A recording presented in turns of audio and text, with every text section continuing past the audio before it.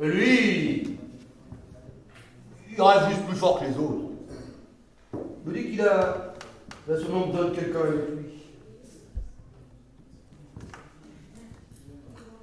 Un peu comme le bro qui l'accompagne dans toutes ses aventures.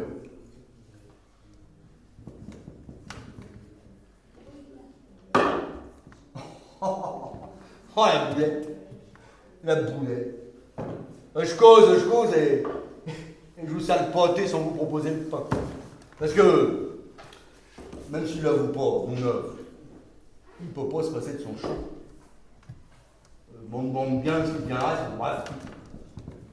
Ah bah. Quand on choisit le métier de chevalier, on s'attend à recevoir plus de volets que de lauriers. Et mon œuvre, comme il y va pas avec le dos de la cuillère, l'aventure, il prend le cerf à clé. De quoi décourager une mule à bouffer la bouse. Donc, Sancho Panza.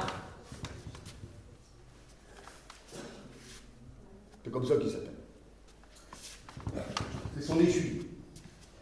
Il le suit partout, et quand mon homme va pas bien, il s'en occupe. Il lui donne du courage. C'est un paysan. Enfin, c'était. Car le jour où Don Quichotte part à l'aventure, il va le voir, il lui propose de l'accompagner. Mais Sancho, au début, il n'est pas d'accord. Car un tien vaut mieux que deux tu l'auras, comme tout bon paysan y pense. Mais mon homme, en matière de rêve, il s'y connaît. Il en refile un échantillon. Il lui assure qu'au bout de quelques temps, il reviendra à l'affaire. Mais pas une main devant, une main derrière. Oh, pas du tout. Si la chance leur sourit, ce qui arrivera à un moment ou à un autre, il aura le cul cousu d'or. Il sera même gouverneur d'un archipel. Gouverneur, vous vous rendez compte? Alors ni une ni deux, le sang chaud du voyage. Et voilà tous les deux partis, inséparables comme les deux doigts de la main.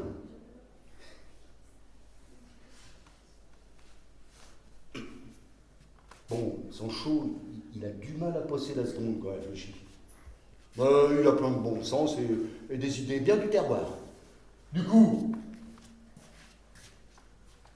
il n'y a pas qu'à mon homme à qui il rend service. À moi aussi, il m'aide beaucoup. Ben oui, grâce à lui, j'ai un peu trouvé ma place dans l'histoire.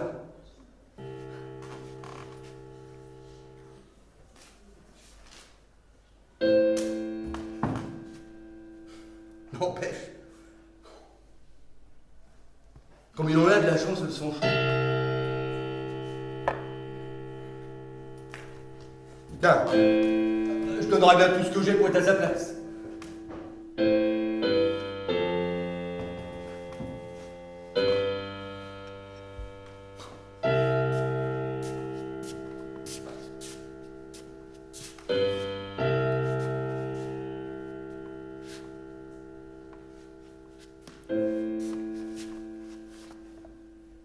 Des fois, quand je lis, je me sens tout bizarre. Les mots résonnent dans la tête. Ils emplissent le silence de ma cuisine au point de lézarder les murs. Ils soufflent le plafond dans les airs.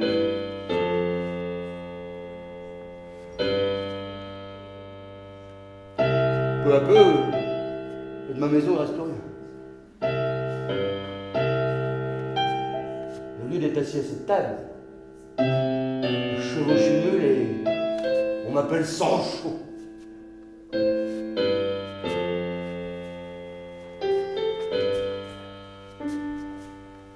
Autour de moi, les champs, c'est pas la perte de vue dans la vallée. C'est la saison des foins. Les paysans retournent l'herbe à la fourche. On va les voir suer comme des hommes en peine. Il est évident qu'ils sont au service d'un seigneur sans cœur ni pied. Une légère brise souffle sur mon visage. Il a plu toute la nuit dernière.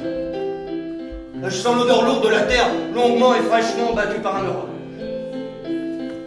Au fond là-bas, il y a une forêt.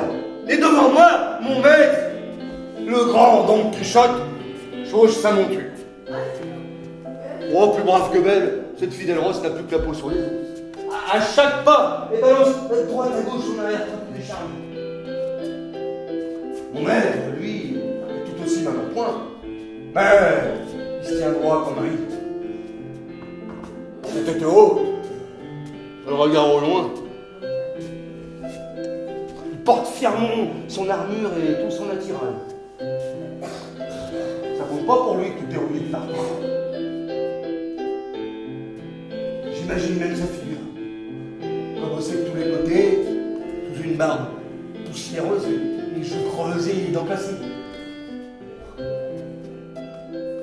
Pourrait faire de la peine, mais il suffit de croiser les doigts de l'éclat de ses yeux pour l'envier de ce feu qui le porte. Plus droit que lui, il a sa lance. Elle est pointée vers le ciel, comme si défiait le Créateur lui-même de le détourner de sa route. Nous allons à l'aventure. D'ici peu, l'obscurité des bois va nous envelopper. Peut-être que des brigands nous attendent, je sais pas moi, des monstres prêts à nous sauter dessus. Mais c'est pas grave. Même si l'envie de fuir me serre les tripes, je suis vraiment maître. Et puis qui sait? C'est peut-être une princesse tout déplorée qui nous attend. Il n'y a qu'à fermer les yeux pour la voir dans un sous-bois tout tapissé de fleurs. Elle assise par terre, elle se tient le visage.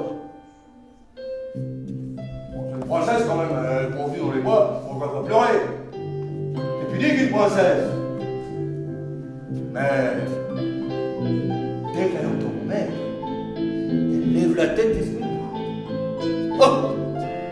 Oh, sa beauté me laisse sans voix. C'est une de ces beautés étincelantes et éblouissantes au point des gloires jusqu'au soleil tout là-haut dans le ciel.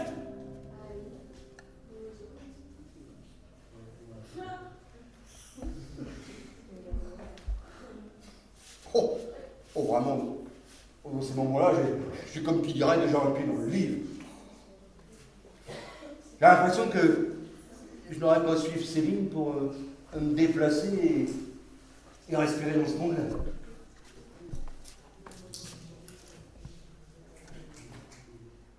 Hélas,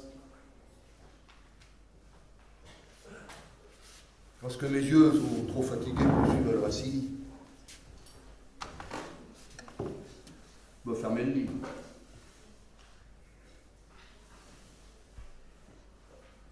Me sont tout vidés. Je me retrouve alors assis devant ma table, dans le silence de ma solitude.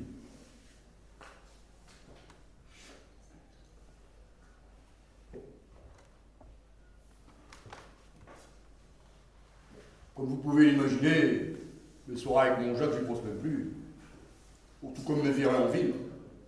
D'ailleurs, c'est ce que je pourrais bien y faire au marché, j'ai plus rien avant. Il faut bien vous l'avouer, m'occuper des terres m'ennuie. Je produis des cailloux et du vent. Trop facile à vendre sur l'étalage. Quant à l'élevage, depuis les poches du nez d'eux, piou piou piou piou piou piou piou piou piou. Il ne me reste que les vaches. Brossons dans leur preuve, je leur fous la paix. Finalement, la seule chose que je cultive, c'est moi-même, en quête de mon eau profonde.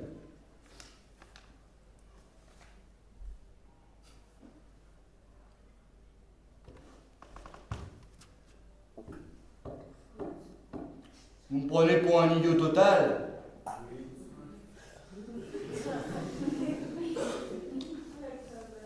Nonobstant les apparences, le titre, je l'ai compris. Oui, quand je vous dis que cette rencontre a changé ma vie, c'est pas des mots en l'air. Ce bout de papier a rempli le vide de mon existence. Mais je me retrouve le cul entre deux chaises. Je sais plus si ce que je ressens, c'est du lard ou du cochon. Ça va pas en s'arrangeant. Tiens, par exemple, il y a une bonne poignée de pages de ça. Sancho se fait bastonner. Oh, bien comme il faut. Vous savez ce qui m'est arrivé? Eh ben, je me lève. Et me voilà tout moulu comme si j'avais moi-même reçu tous ces coups. Oh, ça m'inquiète. En plus, mon maître, il fait que m'embrouiller. Dans le livre, il se contente pas de raconter sa vie. Il parle souvent de son intime conviction. Bon. Logique, c'est le titre. Il dit que depuis qu'il s'est retrouvé dans l'au-delà, il a un problème spatio-temporel. Il cherche sa place dans l'univers, le gars. Bon, comme si c'était important. On a les pieds sur terre, après tout. D'après lui, attendez. Ah, c'est là.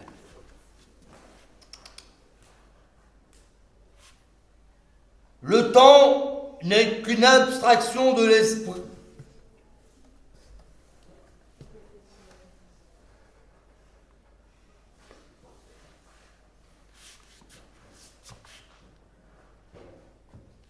Abstraction.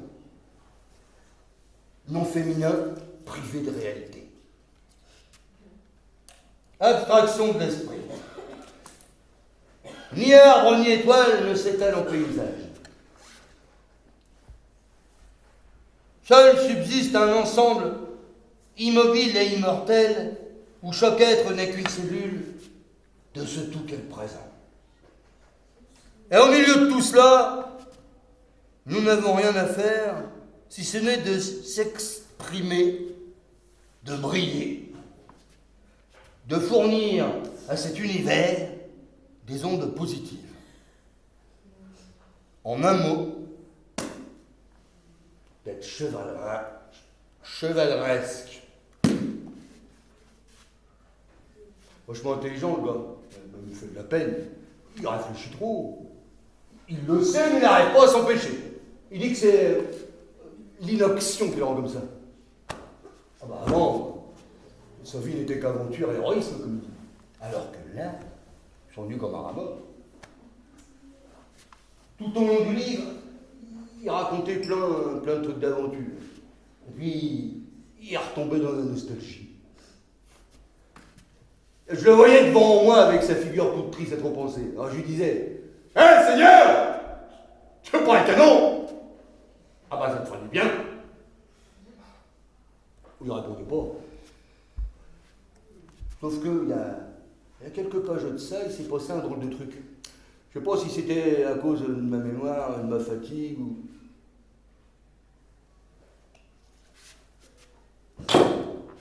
Ah bon, j'avais l'impression qu'il me parlait. Ça s'est passé comme ça. Je suivais les lignes d'un paragraphe, et tout à coup, tiraillé par la faim, mon esprit s'embrumait. Alors que j'élevais mon âme en des sommets enivrants, cet amas de chair que constituait mon corps me rappelait à la terre. Mes simples et vulgaires viscères se jouaient de moi. Oh. Bouge pas, mon homme. Ah, je vais t'aider.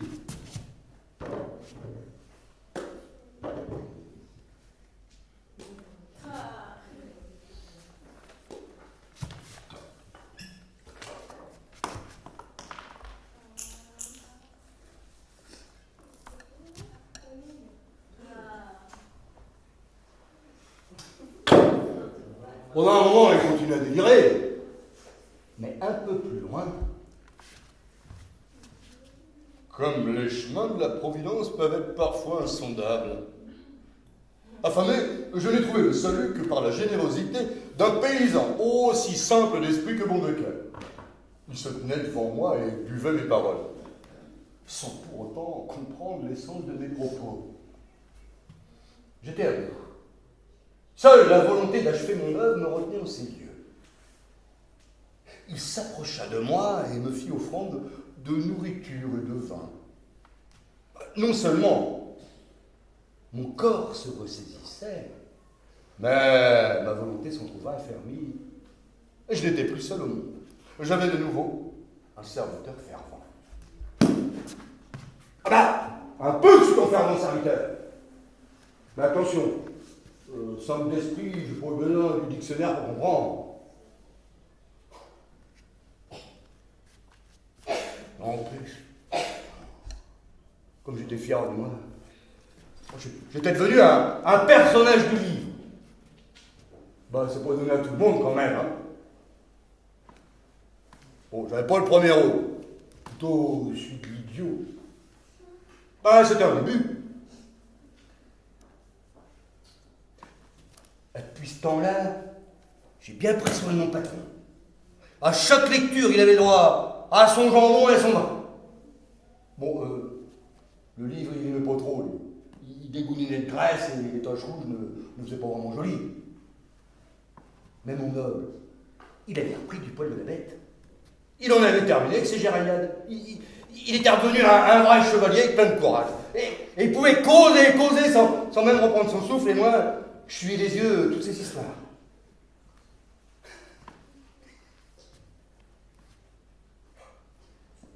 À partir de ce moment, le livre était comme écrit pour moi.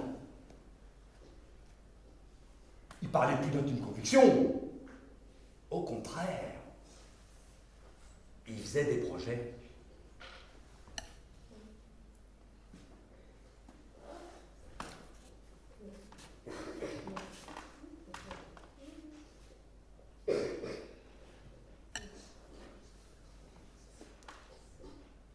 Et voilà où j'en suis. Je suis assis devant ma table. Je la tête dans les jambons. Je tape la causette avec un livre et je sais plus ce qui est vrai ou pas. Et c'est pour tout. C'est que mon homme, maintenant, il va refaire une sortie comme il dit. Le plus fort, c'est qu'il veut que je l'accompagne. Bah moi, je suis d'accord. Je pense qu'à ça depuis qu'on se connaît. Mais je fais comment?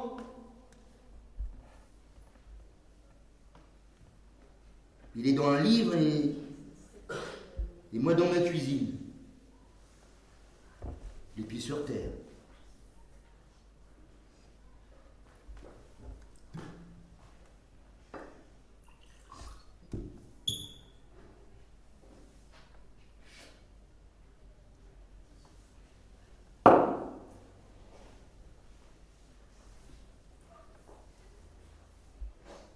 Oh mon cochon! Oh, je viens de comprendre! Et je l'ai trouvé mon eau profond! Les pieds sur terre, c'est parce que je le crois que c'est comme ça. La cuisine n'existe pas. Tout comme le temps. J'appartiens au présent. Et je suis dans le livre. Je suis le livre.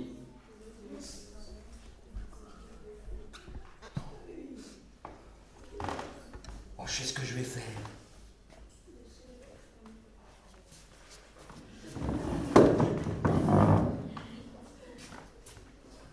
Je vais préparer mon sac.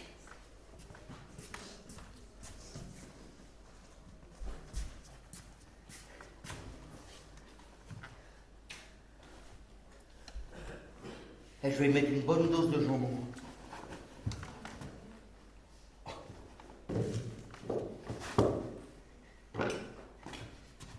Ah mais surtout pas oublier le vin.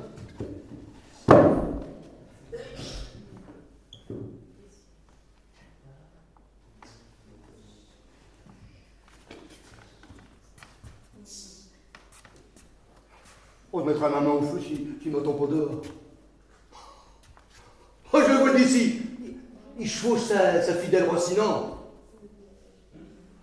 Il s'impatiente. Ah ben il m'attend.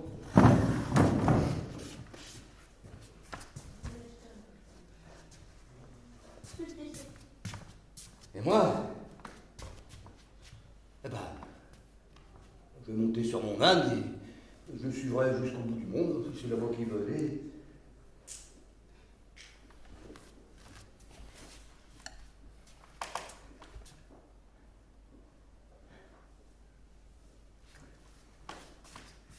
Le soleil n'a pas encore terminé sa course. Je vois de Sancho Panza.